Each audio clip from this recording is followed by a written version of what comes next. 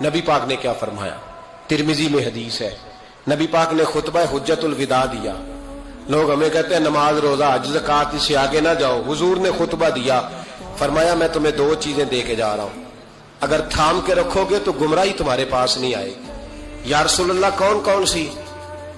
فرمانے لگے ایک میں تمہیں قرآن دے کے جا رہا ہوں، دوسرا اپنا خاندان دے کے جا رہا ہوں.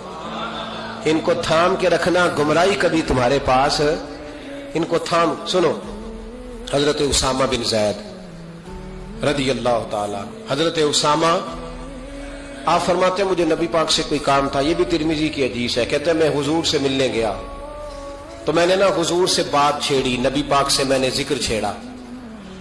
جب وہ بات میں نے کرنی شروع کی نا تو حضور نے چادر اوڑی ہوئی تھی، بکل جس کو مارتے ہیں، کہتے ہیں چادر اوڑی ہوئی تھی تو نبی پاک کی نا چادر میں دو چیزیں حرکت کر رہی. تو جناب اسامہ بن زید رضی اللہ تعالیٰ عنہ فرماتے ہیں بات کرتے کرتے میری توجہ جب ادھر گئی تو میں اصل بات ہی بھول گیا. میں کہنا کچھ چاہ رہا تھا، میری زبان سے کچھ نکل رہا تھا. کیونکہ جب توجہ بٹ جاتی ہے نا، اس لیے توجہ بٹ جائے تو پھر لفظوں کا حسن برقرار نہیں رہتا.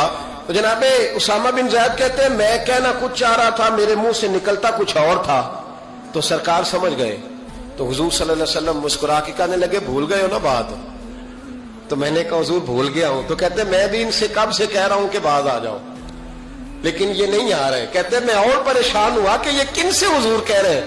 تو نبی پاک نے چادر مبارک کو کھولا، ایک بغل سے امام حسن نکلے، دوسرے سے امام حسین نکلے. یہاں بھی ملا پریشان ہے، بڑی ٹینشن میں ہے. کہتا ہے جی ہر نانا ہی اپنے نواسوں سے پیار کرتا ہے.